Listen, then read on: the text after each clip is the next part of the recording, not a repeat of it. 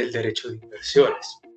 Vamos a hablar en dos partes, lo primero relativo a nociones introductorias y lo segundo relativo ya al arbitraje de inversión. Bueno,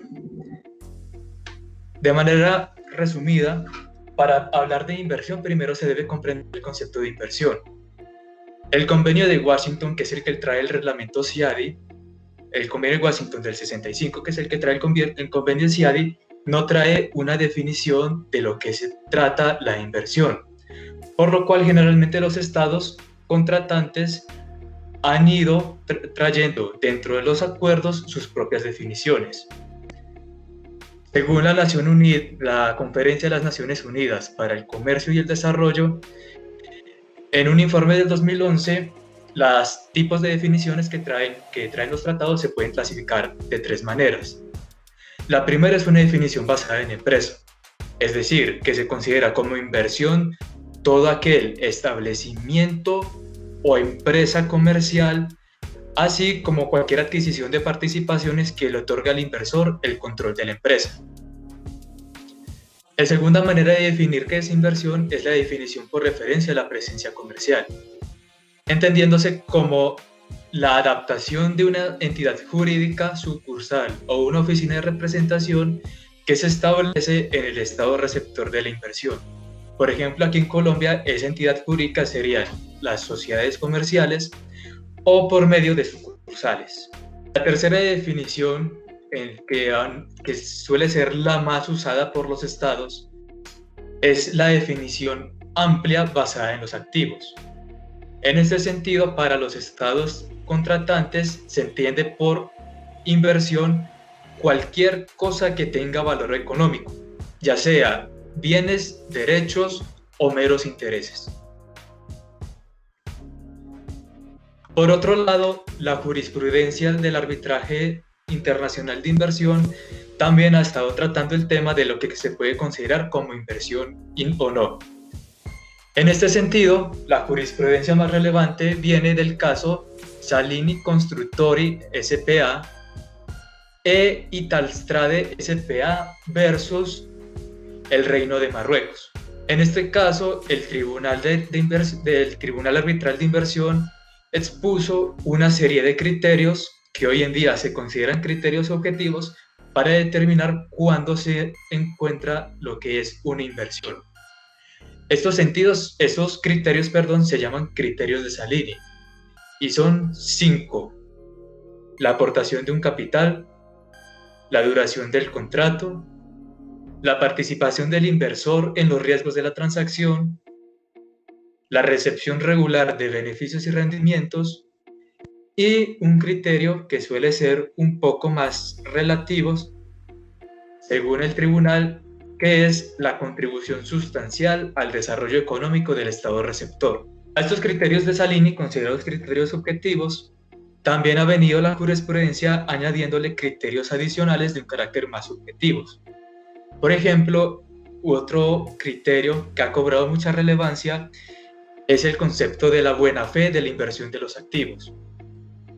Este criterio fue traído por el Tribunal Arbitral en el caso Phoenix Action versus la República Checa. En el entendimiento que la del tribunal en este caso, la buena fe consistiría en que la inversión no se haya realizado con la intención de que el inversionista nacional de otro estado simplemente esté buscando acceder a los beneficios de tratamiento del tratado. Asimismo, como se trata de un acuerdo, de una manifestación de los intereses de los estados, se suelen incluir unas excepciones a lo que se puede considerar como una inversión. Mayoritariamente, estas excepciones lo que buscan es generar una protección a intereses políticos internos de cada estado. Así, por ejemplo, los más comunes para proteger la regulación económica suele ser que se excepcionen o se excluyan del concepto de inversión las inversiones de cartera, es decir, aquellas en las cuales el inversor simplemente realiza el traspaso de capital por las fronteras, pero no gestiona ninguna de las actividades en las cuales se va a invertir ese dinero. También se suelen no considerar como inversiones las que están destinadas a adquirir préstamos o títulos de deuda pública. Tampoco se consideran como inversiones la celebración de contratos comerciales ordinarios, como compraventas simples o los contratos de prestación de servicios. También y ha sido un caso muy importante, es el entendimiento de que se exceptúan los activos utilizados para fines no comerciales. Esto está relacionado con el criterio de buena fe, porque entonces un particular extranjero que simplemente adquiera cualquier bien, derecho o interés dentro del territorio del Estado receptor, pero no va a utilizar ese activo para una explotación económica, no estará cobijado bajo los beneficios del tratado. A los beneficios del tratado se les suele conocer en la jurisprudencia internacional como cláusulas paraguas. Generalmente, las cláusulas paraguas se encuentran en los tratados bilaterales de inversión, que suele ser el instrumento técnico o más preciso para realizar las inversiones, para realizar los acuerdos. Sin embargo, también se pueden encontrar acápites relativos al tema de inversiones en los acuerdos multilaterales de inversión, en los tratados multilaterales de cooperación económica y también en los contratos de inversión que celebran entre particular y Estado. Hay que aclarar que las tres primeras figuras se tratan de instrumentos internacionales. Por lo tanto, se encuentran regulados dentro del derecho internacional público y la Convención de Viena. Pero como ya se dijo, el instrumento ideal es el Tratado Bilateral de Inversión, que se entiende como un acuerdo internacional entre dos estados, lo que lo diferencia del contrato celebrado con el particular, en el cual se habla sobre los términos de la inversión de un nacional extranjero privado dentro de otro estado. A esta definición también se le pueden agregar unas características que nos trae un autor que es apellido Rey Vallejo. Según Rey Vallejo, los tratados bilaterales de inversión se caracterizan de los demás instrumentos internacionales que tratan sobre inversión porque suele referirse exclusivamente al tema de la inversión. Así, tradicionalmente incorporan cláusulas o artículos relativos al ámbito de aplicación, a la forma de la admisión de la inversión, a las normas generales de trato, que ya vamos a hablar de qué son las normas de tratamiento, y otros temas relacionados como a riesgos, las condiciones operativas y la solución de controversias. Como estos son instrumentos internacionales en los cuales participan los estados también pueden realizar excepciones al tratado, es decir, aquellas circunstancias en las cuales no se puede entender aplicado el tratado. Como ya comenté, las tres primeras figuras, que son los tratados bilaterales, los acuerdos multilaterales y los tratados multilaterales de cooperación económica, se tratan de instrumentos de derecho público. Mientras que el contrato de inversión que celebran el particular y el Estado se trata de contratos privados. Así tenemos que distinguir dos elementos muy importantes. Hay que distinguir entre las obligaciones que provienen del Tratado Bilateral de Inversión y del contrato que celebren directamente particular y Estado. Porque si bien cuando hay un incumplimiento del Estado, del Tratado Bilateral, que es un instrumento público, no se encontrará prima facie de manera inmediata en nuestra consideración ante una responsabilidad internacional del Estado, pues los tratados bilaterales de inversión adquieren una estructura similar a la estipulación para otro, en la cual dos estados actuando como sujetos de derecho internacional público acuerdan unas prestaciones, no frente a la otra parte, sino respecto de los nacionales del otro estado que buscan realizar una inversión dentro del segundo estado. Allí nos encuentra en una situación de responsabilidad internacional porque el primer llamado a exigir las prestaciones a las que se obligó el Estado es el particular y no otro sujeto de derecho internacional público. Ni tampoco nos estaríamos encontrando en aquellas circunstancias extraordinarias en las cuales se permite a los particulares participar frente a instancias internacionales de derecho internacional público, no de derecho privado internacional,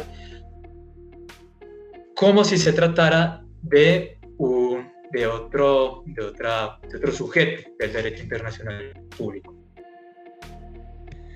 E igualmente, cuando se plantea el problema relativo al incumplimiento de las obligaciones del tratado, no nos encontraríamos en el caso de que conozca de la controversia un tribunal nacional. Este no tendría no tendría jurisdicción general o internacional dentro del otro estado.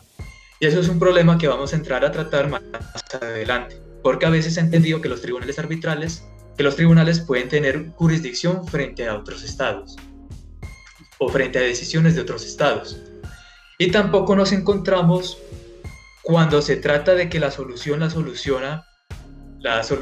resuelve, para no ser tan redundantes, cuando el problema lo va a resolver un tribunal arbitral internacional. Los tribunales arbitrales no cuentan con jurisdicción. Entonces no nos podríamos encontrar ante una situación de responsabilidad del Estado. Aunque creemos que se podría plantear cuando haya una situación excepcionalísima de que el Estado contratante del cual es nacional el inversor mediatice la persona y busque por vía diplomática ante instancias internacionales o en un arbitraje Estado-Estado en resolver directamente entre estados el incumplimiento de las obligaciones de los tratados. Ahora, respecto de la celebración de los contratos entre particular y Estado, hemos encontrado que en la doctrina se suele hablar del derecho administrativo internacional. Como ya comenté, cuando el Estado está celebrando los tratados, no está actuando como un sujeto, como un particular regulado por las normas propias de su derecho administrativo, sino que está actuando como un sujeto del derecho internacional público. Por lo tanto, creemos que el derecho administrativo internacional, no sería aplicable en aquellos casos en los cuales se esté disputando obligaciones provenientes del tratado, sino aquellos casos en los cuales, según el derecho administrativo interno, el Estado estuvo actuando como un particular. Es decir, solamente en aquellos casos en los cuales el incumplimiento es de una obligación proveniente del contrato entre el particular inversionista y el Estado. Por último, para realizar esta introducción a las nociones, tenemos que hablar de los estándares de tratamiento. Los estándares de tratamiento se encuentran en los instrumentos internacionales que mencioné anteriormente y son las obligaciones que adquieren cada Estado como receptores de la inversión del nacional extranjero. Según la Conferencia de las Naciones Unidas para el Comercio y el Desarrollo, en informe del 2007, los estándares de tratamiento se pueden clasificar entre estándares generales y estándares particulares. Los estándares generales son aquellos que se aplican a todos los inversiones, mientras que los estándares particulares se aplican solamente a ciertas o determinadas inversiones. Ahora, los estándares generales, que son los que se encuentran más popularmente, por así decirlo, en los acuerdos internacionales, se dividen en estándares absolutos y estándares relativos. Los estándares absolutos de tratamiento son aquellos que establecen la forma de tratamiento sin referirse a la forma en cómo son tratados otros inversores, mientras que los estándares relativos se refieren a las formas en las cuales son tratados otros inversores, ya sean nacionales o de un tercer estado. Para explicar rápidamente cuáles son los tipos de estándares que se suelen usar en el derecho internacional público, tenemos que dentro de los estándares absolutos tenemos el estándar o principio, también se suele tratar del tratamiento justo y equitativo. Generalmente lo que busca es realizar un entendimiento de que el tratamiento de la inversión no debe ser discriminativo porque provenga de un extranjero. También en los estándares de tratamiento absolutos se suele hablar del estándar de la no expropiación sin compensación. Porque generalmente uno de los mayores riesgos para la inversión de los extranjeros es el problema de la expropiación o nacionalización por parte del Estado receptor de la inversión. Para las naciones o estados que tienen una economía de exportación de capital, como son los que suelen estar más adelantados en el desarrollo y suelen tener mayor número de celebraciones de tratados bilaterales de inversión, suelen considerar, o al menos se suelen encontrar de manera reiterada, en 4 argumentos. Lo primero es que los activos de la inversión se deben tomar para un propósito público. El segundo es que se debe realizar bajo razones de no discriminación, es decir, no atacar directamente la inversión extranjera por ser extranjera. El tercer argumento es que se debe realizar bajo el debido procedimiento de la legislación doméstica, o mínimamente bajo el entendido del derecho del inversor a ser escuchado en una audiencia por un oyente imparcial que revise el caso. Y el cuarto argumento es que la compensación por la expropiación o nacionalización debe estar seguida o basada sobre el pago rápido, adecuado y efectivo de la compensación. En los estándares absolutos también se trata el tema relativo a la libre transferencia de fondos, porque es un problema de regulación de la política interna del Estado. El permitir la libre circulación de capital entre los dos estados. En los estándares relativos de tratamiento se encuentran principalmente 2. El tratamiento nacional, que es cuando el Estado receptor se obliga a dar a la inversión del extranjero un tratamiento no menos favorable o igual al tratamiento que le da a las inversiones de sus propios inversionistas. Generalmente este tratamiento se puede ver desde 2 posiciones en el tiempo. La primera es una posición post-establecimiento o post-ingreso de la inversión. Y el segundo es una posición pre-establecimiento o pre-ingreso de la inversión. Cuando hablamos de una situación de pre-establecimiento, quiere decir que incluso para autorizar el ingreso del capital o del activo que constituye la inversión, se debe dar el mismo tratamiento que a los inversores nacionales. Mientras que si se trata solamente de una etapa post-establecimiento, el inversor primero debe cumplir los requisitos que trae la legislación doméstica para autorizar el ingreso del capital o del activo. Y después ya empieza a gozar de los mismos beneficios que los inversores nacionales. El segundo estándar es el estándar relativo es el principio de la nación más favorecida. En este caso, lo que se trata es que el Estado receptor debe garantizar a los inversionistas del Estado, del otro Estado, un trato no menos favorable que el que le está otorgando a inversionistas de terceros estados. Generalmente a este tratamiento se le plantean dos excepciones. La primera excepción es cuando los inversores de la tercera nación tienen un tratamiento más favorecido en razón a que el Estado receptor y el tercer Estado pertenecen a un acuerdo o a una organización de integración económica regional. Y la segunda excepción suele ser en materia de impuestos. Sin embargo, como se ha dicho, todos estos estándares, todas estas cláusulas que pueden pactar los estados, es completamente potestativo. Y pueden crear, desarrollar nuevos tipos de cláusulas, nuevos tipos de tratamientos y nuevos tipos de excepciones.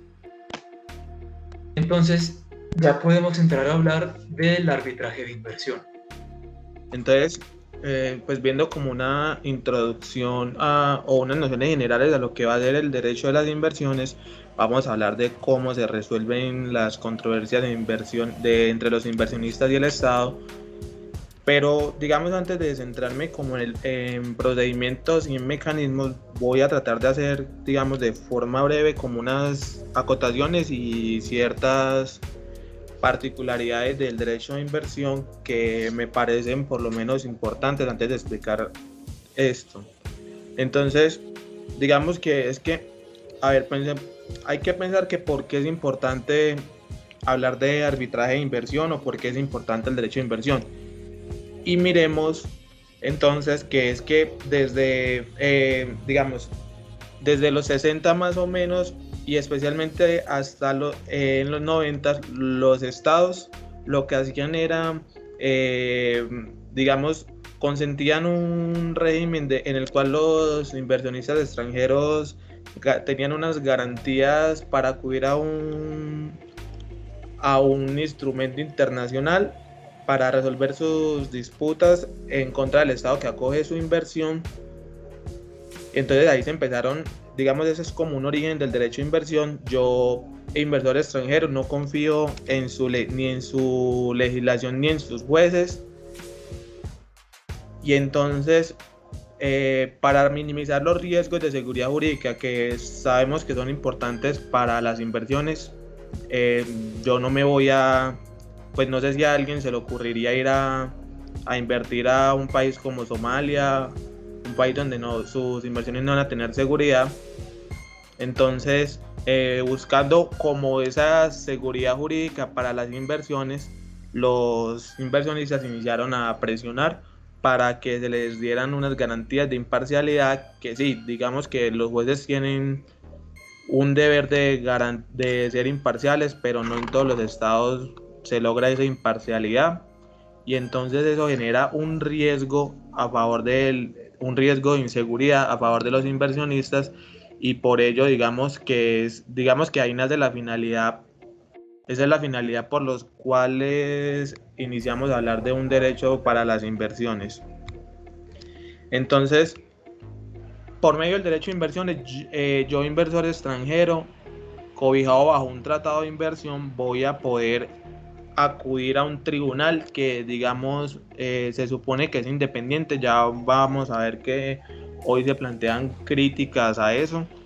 Entonces yo voy a poder acudir a un tribunal para que ese tribunal no sea como un mecanismo de control de las decisiones administrativas y políticas que pueda tener su estado, digamos, en una perspectiva formal, como uno lo ve en cursos, pues cuando uno está estudiando el derecho administrativo, pero sí digamos que va a tener un efecto parecido. Entonces, como decía Asa, los mecanismos más tradicionales en los cuales yo voy a encontrar las obligaciones que va a tener el Estado a favor de ese inversionista van a ser los tratados. Y entonces por medio de esos tratados, digamos, los diferentes estados y ya en tiempos de globalización lo que buscan es, vea, mis inversores, mis ciudadanos tienen interés en hacer negocios en su país, entonces usted démele unas garantías mínimas para que sus inversiones tengan un grado de certeza y de seguridad. Y entonces cada tratado bilateral de inversión, cada acuerdo, cada instrumento donde se manifieste las cláusulas paraguas van a tener sus propias definiciones, van a poder adoptar sus propias definiciones de lo que es inversor y las obligaciones que están cobijadas bajo el mecanismo. Entonces, digamos, uno no puede dar una definición exacta de qué es inversión, pero lo que sí ocurre es que los tratados, más o menos todos los tratados tienen una definición de inversión bastante, digamos, abierta y similar, y eso hace que, como lo decía Asa, se pueda sistematizar en grupos digamos, de criterios para definir lo que se considera inversión. Pero lo cierto es que, digamos, si en algún momento se dice, no sé, en el Tratado Colombia, el Tratado de Comercio entre Colombia y Chile, la inversión va a ser definida como solo las inversiones que estén en contratos estatales. Digamos que eso sería completamente válido, pero eso, digamos, en la práctica, como les decía, no ocurre. Lo general, lo que va a pasar es que se usen como las mismas definiciones en la mayoría de acuerdos. Ya dicho esto, entonces vemos que hay que advertir que el Estado, digamos, yo voy a acudir a un tratado bilateral, a la protección que me garantiza un instrumento o una cláusula paraguas para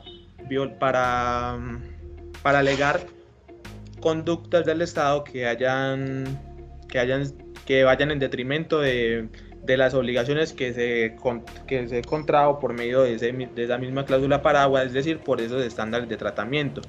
Entonces, si yo estoy en un Estado y el Estado me saca una resolución administrativa en el cual me impide, no sé,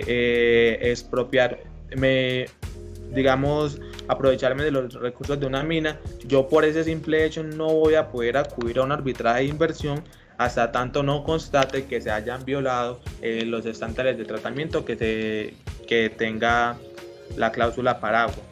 Y entonces por eso, y ya lo veremos en un caso de Colombia, que el tribunal, digamos, en este caso de Colombia, desechó un argumento sobre la jurisdicción, digamos, un argumento sobre la excepción que había propuesto Colombia a la jurisdicción, basándose en un laudo muy famoso. Es un laudo de Vivendi, se conoce como el laudo Vivendi, y entonces ahí en ese laudo de Vivendi y en el laudo de Glencore 1 versus Colombia, ya les voy a explicar por qué es Glencore 1. Entonces ahí lo que se dice es que un Estado va a poder violar un tratado de inversión sin violar un contrato, y va a poder, digamos, incumplir un contrato sin necesariamente violar un arbitraje de inversión. Algo de esto ya les decía David, y entonces es pertinente porque esto va a generar que yo pueda o no reclamar ante un tribunal digamos, las compensaciones que yo pretenda que se me subsane. Entonces,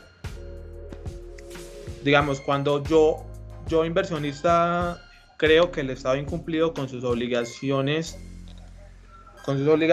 yo voy a tener 3 mecanismos para resolver la controversia.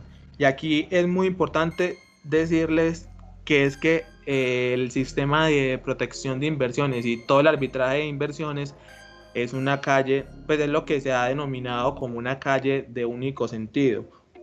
Esto lo que significa es que la única persona que puede acudir al sistema al sistema de resolución de controversias es el inversor, digamos un Estado soberano no puede demandar a un inversor a un tratado de arbitraje. Lo que puede hacer porque en primer lugar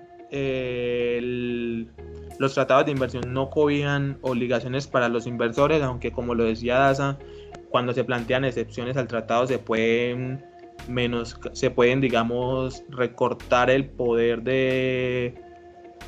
el poder de acción del inversor y digamos la competencia del tribunal. Pero digamos la regla general es que como no se impusieron obligaciones para el inversor, el Estado no va a poder demandar al inversionista, y esto tiene mucha lógica desde la finalidad que tiene el mecanismo, el mecanismo, y es que, a ver, si este mecanismo de resolución de controversias nace porque yo inversor creo que sus jueces y sus autoridades administrativas son malas y pueden estar politizadas, el mecanismo es para protegerme a mí, no para protegerlo a usted. Usted ya tiene todo el poder de la relación vertical propia del derecho administrativo. Entonces, con que usted, digamos, cumpla con respetar las obligaciones del inversionista y ajuste todos sus procedimientos a derecho, no habría como mayor inconveniente, y yo tendría que acoger la decisión que usted haya tomado y presentar los recursos que estime conveniente en el derecho interno. Pues no tendría usted por qué ir a un arbitraje de inversión. Dicho eso, entonces vamos a ver que voy a tener para resolver las controversias la mediación, la conciliación y digamos el mecanismo más importante en el que me voy a detener un poco es el arbitraje. Taza, ¿me pasas la diapositiva, por favor? Ok, antes de esto, les informo que hace poco, pues hace creo que 2 semanas más o menos, se suscribió algo que se ha denominado la Convención de Singapur, y entonces hay que mirar qué impacto pueda tener esta Convención de Singapur sobre mediación digamos, en las resoluciones entre inversionistas de estados, porque como es un tema tan reciente, entonces no hay nada dicho sobre el tema y no hay, digamos, estudios que puedan determinar la incidencia en esta materia. Entonces, a ver, cuando hay una controversia que a dirimir por medio del arbitraje, voy a tener que examinar el pacto arbitral y mirar, igual, digamos que aquí va a ser muy parecido a cómo funciona un arbitraje comercial. Yo voy a mirar el consentimiento para someter al arbitraje, y la regla general es que el consentimiento para acudir al arbitraje esté dado por un tratado de inversión, un acuerdo o esos instrumentos que ya, digamos, hemos hablado. Entonces, ya va a depender como de cada instrumento, saber qué está cobijado bajo el tratado de inversión y qué no. Y otra cosa aquí importante es que los tratados generalmente traen digamos una imposibilidad para el inversor de resolver la controversia en 2 foros. ¿Qué significa esto? Yo inversor, si acudo a un arbitraje comercial, un arbitraje administrativo, a un juez de la República, una autoridad administrativa, no voy a poder acudir al tratado de inversión, a las protecciones del arbitraje de inversión al mismo tiempo. Eso es lo que se conoce como la cláusula, o digamos la idea de la excepción del camino de la bifurcación, que es literalmente, si usted elige ir por el camino de los recursos internos, no puede luego ir sobre esos mismos hechos ir a un tribunal de arbitramiento, salvo que usted lo que alegue es que en el recurso interno también se violan las obligaciones de inversionista. Entonces, el tribunal arbitral va a estar La regla general es, pues lo que suele ocurrir es que eso se haga por medio del convenio CIADI, entonces se aplican las reglas propias de CIADI y entonces, digamos, no hace como mucho mérito referirme aspectos más particulares de trámites procedimentales. Lo que sí hay que decir es que los estados pueden modificar el consentimiento tal y como se hace en cualquier pacto arbitral, obviamente con el consentimiento de la otra parte. Ok, entonces ya proferido el laudo, vamos a tener que ese laudo lo tengo que ejecutar en algún lado. Yo no digamos, yo no demando al Estado en un arbitraje de inversión para tener solo un laudo. Digamos, yo deseo ejecutar ese laudo, entonces voy a tener que, si el arbitraje de inversión se hace bajo las reglas CIADI, el propio convenio CIADI me va a traer unas reglas propias para la ejecución y una obligación del Estado de ejecutar y reconocer y pagar las condenas que el tribunal de inversión digamos, le indilgue. Pero si el arbitraje de inversión no está bajo el convenio CIADI, voy a someterme a la regla general de cualquier resolución de controversias internacionales, que es la Convención de Nueva York. Entonces, entonces ahí habría que mirar cada laudo para saber si se va a poder ejecutar o no. Digamos que los tribunales se cuidan mucho de tener un laudo que pueda ser ejecutado, porque si no, entonces se perdió mucho tiempo de trabajo y se perdió mucho tiempo profiriendo un laudo que no va a servir para nada. Digamos que contra lo dicho por el convenio CIADI no van a proceder como recursos internos, y el propio CIADI va a tener unas formas de anulación, digamos, unas reglas para la anulación del laudo que será como tema en otro momento. Entonces, hay unas reglas generales para la ejecución del laudo. Digamos, la regla general es que yo voy a poder ejecutar un laudo salvo si tiene ciertos problemas.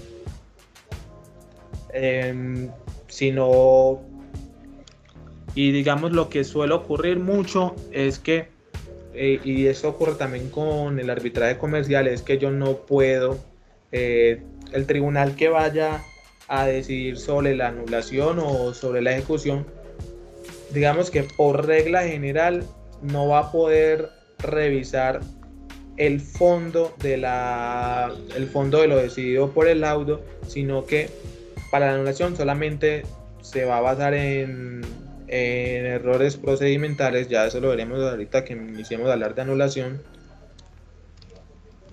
Y entonces, para anular un laudo, voy a aplicar o los recursos bajo las reglas del convenio CIADI, o si no, voy a hacer lo que diga mi derecho interno sobre ejecución, anulación de laudos extranjeros.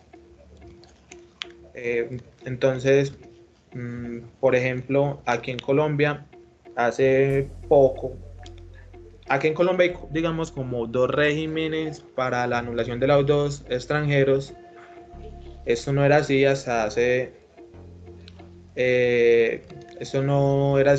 poco, digamos hasta principios de este año. Y entonces esos dos regímenes van a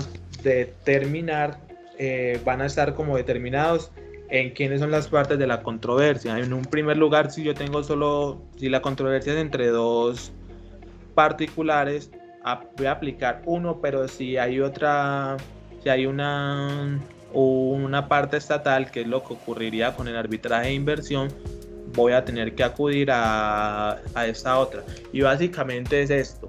A ver, la jurisprudencia, y digamos esto es reiterado, de la Corte Suprema de Justicia, ha dicho: usted tribunal, yo Corte Suprema de Justicia, solamente va a poder revisar un laudo arbitral internacional por errores de procedimiento. Y esos errores de procedimiento solo los voy a revisar cuando tengan una incidencia material en la decisión. Eso es lo que dice la Corte Suprema de Justicia. Si el tribunal desconoce el procedimiento, voy a mirar qué incidencia tiene ese desconocimiento en la decisión y entonces, dependiendo de eso, lo voy a anular o no. El Consejo de Estado, a partir del caso Yeselka, que es un caso que ha traído como muchos cambios en el régimen de arbitraje internacional en Colombia, e introdujo unas nuevas reglas, digamos, se separó de lo dicho por la jurisprudencia de la Corte Suprema de Justicia, y ahí, digamos, grosso modo lo que dijo es: yo no voy a mirar cuál es el fondo de lo decidido y mirar la incidencia del error procesal en la decisión, porque mirar qué incidencia tiene ese error en la decisión es revisar el fondo, y eso está vetado. Y como la ley la ley de arbitraje de Colombia no hizo distinción sobre este punto, yo, Consejo de Estado, no tengo por qué hacerla. Entonces es más o menos el argumento que tiene el Consejo de Estado. Entonces aquí bastaría para las reglas del Consejo de Estado con que simplemente haya una violación a las normas del tratado para poder anularlo. Ahora, otro asunto es que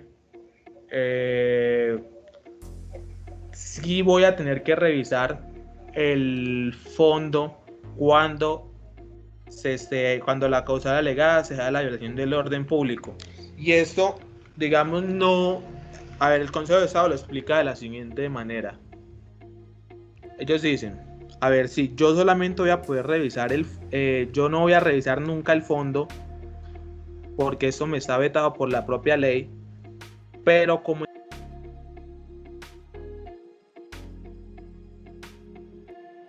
Leiber, se apagó el micrófono. Sí, ¿Aló? Sí, sí, es donde está vetado por la propia ley, hasta ahí es. Okay. Entonces, como eso está vetado por la propia ley, yo yo no voy a revisar nunca el fondo, pero también dicen lo siguiente: venga, es que usted dentro la ley me trajo. Se te está silenciando el micrófono alternativamente otra vez. Que me dice que alguien me ha silenciado. Bueno, yo no soy, y por favor los demás pues tengan cuidado de no silenciar al estudiante, hombre. Ok, entonces, a ver, el Consejo de Estado, digamos, va a tener como vetado por la ley revisar el fondo, pero como entre las causales que me trae la ley para poder anular un laudo arbitral está el concepto del orden público internacional, yo voy a poder, digamos, de manera un poco forzada, revisar el fondo cuando la violación alegada sea del orden público internacional, porque el concepto del orden público internacional no es simplemente una perspectiva formal, sino que también tiene una perspectiva sustancial. Esto se ha dicho en la jurisprudencia colombiana. Entonces, cuando la alegación sea del orden público internacional, yo sí voy a poder revisar el fondo y anularlo, aun cuando la decisión, digamos, se haya ajustado al procedimiento. Entonces, digamos, es como importante resaltar esto, que también aplica para los arbitrajes comerciales en este punto. Y ya, digamos, otro punto que ya es como un poco más del derecho interno. Ya se me pasas David. Ok, Colombia es, como ven aquí, estas son las controversias de inversión que están bajo las reglas del convenio CIADI en el año 2020. Latinoamérica tiene el mayor número de casos y Colombia junto a Perú son los países que más demandas de inversión tienen, y eso es preocupante porque esto significa una fuga de recursos que pueden ser destinados a otras cosas. Y aunque digamos que no se pierda la controversia, solamente acudir a un tribunal de inversión cuesta alrededor de 2.000 millones por parte. Entonces ya ven que pues mínimo se han gastado 10.000 millones en Colombia durante este año en arbitraje e inversión, que es cosa táctica que se podía usar en otros asuntos.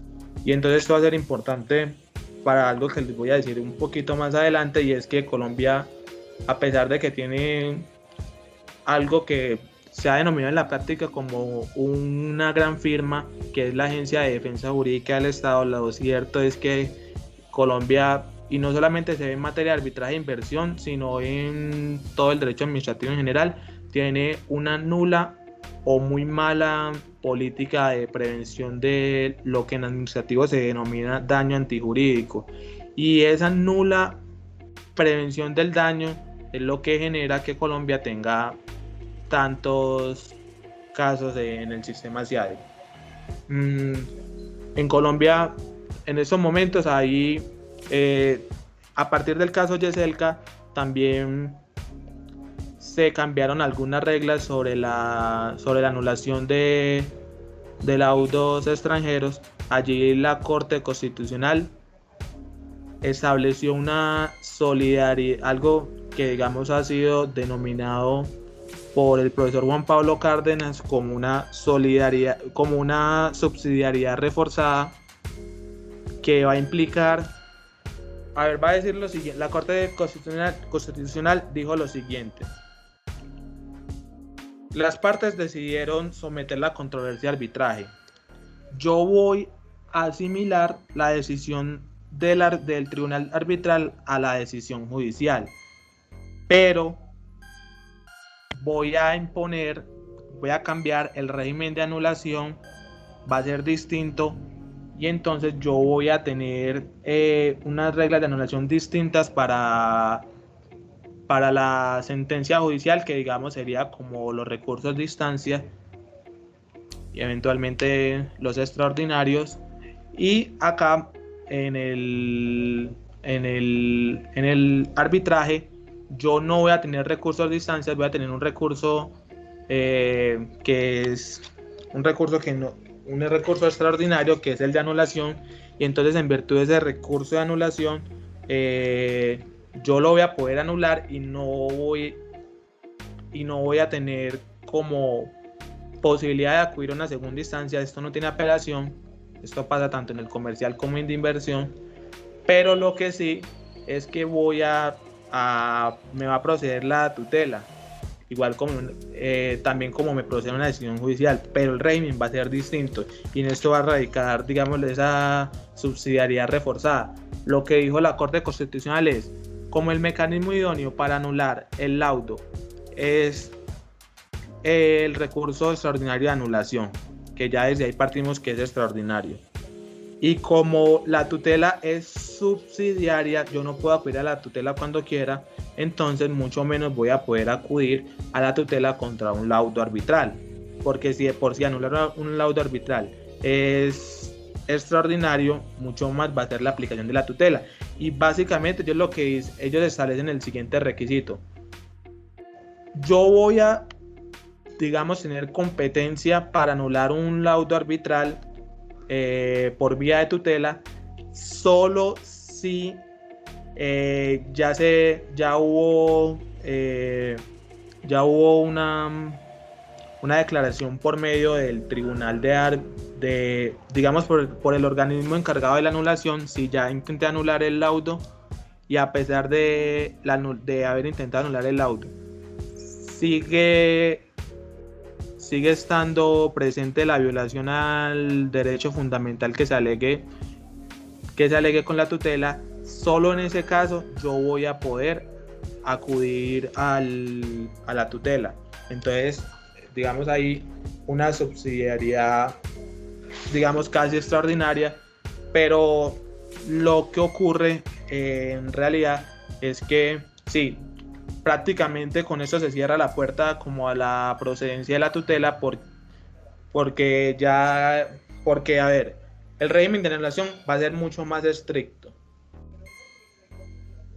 Y además, con el concepto, con laudos internacionales, que es el caso del arbitraje de inversión, como lo voy a poder revisar por el orden público internacional, que es un concepto tan amplio y gaseoso, yo no voy a tener casi oportunidades de revisarlo por tutela. Digamos, si la anulación es la regla general y la anulación me cabe todo, me cabe mucho más, se me amplía el espectro, pues entonces la tutela se me restringe, más o menos el análisis que se hace al respecto.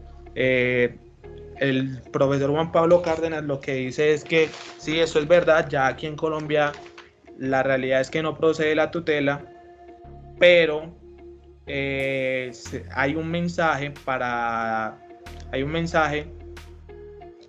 el inversor extranjero de que en Colombia sí procede porque aunque sea subsidiariamente reforzado, de todas formas en la legislación está la posibilidad y eso es un riesgo.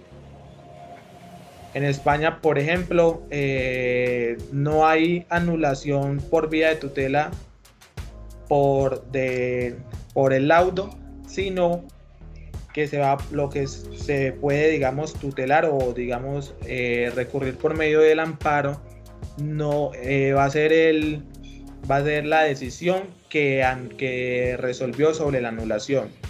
Entonces, esto, digamos, es diferente. Y ya por último, y como para cerrar, Dada, me muestras la siguiente. Aquí en esta diapositiva tenemos los casos que tiene publicados la Agencia de Defensa Jurídica del Estado, en que Colombia, digamos, aquí están las controversias internacionales. Vemos que el caso, digamos, el primer laudo de inversión en el que Colombia fue condenado fue Glencore, ese caso que les decía, Glencore 1, que está en etapa de anulación, pero ahorita ahí, antes se ha cobijado algo que se ha denominado como Glencore 2, que es una segunda disputa de Glencore contra Colombia, que ha sido víctima, según ellos, pues, de un bullying constante de todas las autoridades administrativas colombianas. Primero fue la Contraloría con un fallo de responsabilidad fiscal. La Contraloría lo que hizo en ese caso fue imputarle una responsabilidad fiscal a la compañía por casi 20 millones de dólares. La compañía los pagó, luego acudió al tribunal. En el tribunal lo que dijo era que Colombia no había... A ver, pues fue como... El laudo fue un poquito raro porque, digamos que formalmente Colombia perdió, pero no fue tan así. Digamos, el tribunal lo que dijo fue: usted, Estado colombiano, esa fórmula para calcular la responsabilidad fiscal estuvo mal. Luego entonces devuelva esa plata que cobró, devuelva la indexada, devuelva la con intereses, pero no, digamos, acogió las demás reclamaciones de la compañía. Entonces, digamos que fue una victoria, no tan victoria. Y por último, en este caso de Glencore, que ha tenido tantos problemas acá, en este nuevo laudo, lo que va a hacer, pues, Glencore 2, lo que se ha dicho es que va a haber un deber, o digamos ahorita hay una nueva práctica en el cual la parte, el inversor, va a pedirle al tribunal una condena que no va a ser necesariamente monetaria, no va a ser necesariamente compensatoria. Eso es un cambio como en la noción principal que se tiene el arbitraje de inversión, porque esto significa como abrir el caso a condenas o órdenes no monetarias, que eso pues puede traer sus problemas, porque eso significaría acoger el tribunal como un, digamos, como un juez que va a controlar las decisiones del Estado, que eso roza un poquito con la soberanía. Y entonces esto va, digamos, en esto se basan las críticas que se da del arbitraje de inversión. Muchos critican, entre otras cosas, que el arbitraje de inversión en últimas lo que hace es generar unos foros de responsabilidad contra el Estado que viola la soberanía, la idea que tenemos de soberanía, pero pues en tiempos de globalización prácticamente todo viola la soberanía, entonces no sé qué tanto peso pueda tener esto. Otra de las críticas que se le hace al arbitraje de inversión es que los árbitros de inversión, y eso pasa con la mayoría, los árbitros de inversión antes de ser árbitros de inversión fueron partes y generalmente fueron, no partes, pero fueron representantes de parte y generalmente de parte de las compañías, son abogados que estudian en universidades pro compañías, entonces hay como los árbitros tienen algo que una autora colombiana ha denominado como un sesgo de debilidad a favor del inversor. Lo cierto es que una compañía que tenga los activos para acudir a un tribunal de arbitramiento y para invertir en otros países no es, digamos, una cenicienta. Eso es lo que ellos dicen, no es un particular, no es una persona cualquiera. Yo lo que creo es que de todas formas, como la finalidad del arbitraje de inversiones, proteger de decisiones que pueda tener que se puedan tener por jueces que no son imparciales, creo que a mí pues creo que yendo a la finalidad, el arbitraje de inversión está muy bien cubierto y es un mecanismo bastante importante para proteger a los inversionistas. Y eso era todo lo que queríamos decirle por hoy. Muy bien, muchachos, ¿alguna pregunta? Sí, adelante, Juliana.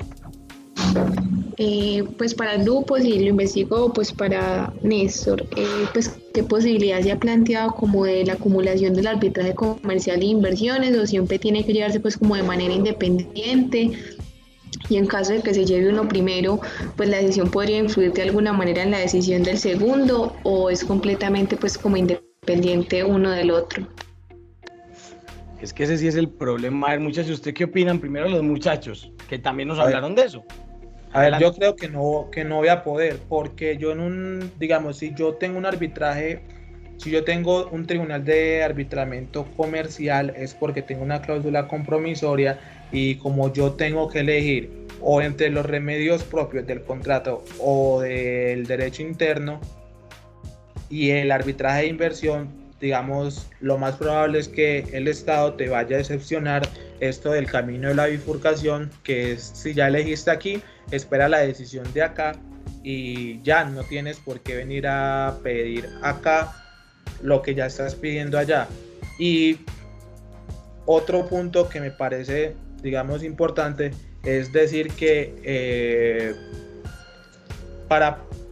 digamos, en el caso de que no hubiese problema con esto de la bifurcación, otro problema que yo le vería es que no todo arbitraje comercial o no toda disputa de un contrato comercial va a estar o de una disputa por medio de un arbitraje administrativo va a estar cobijado bajo un tratado de inversión. La idea de un tratado de inversión es bastante, aunque las cláusulas sean bastante amplias, el concepto de inversión es bastante amplio. Lo cierto es que declarar que un Estado ha dado, digamos, un trato desigual o un trato que no es justo o equitativo, es bastante complejo, la verdad. Entonces, por eso me parecería que aún así es como muy difícil ajustar la posibilidad de que comparezcan ambos mecanismos.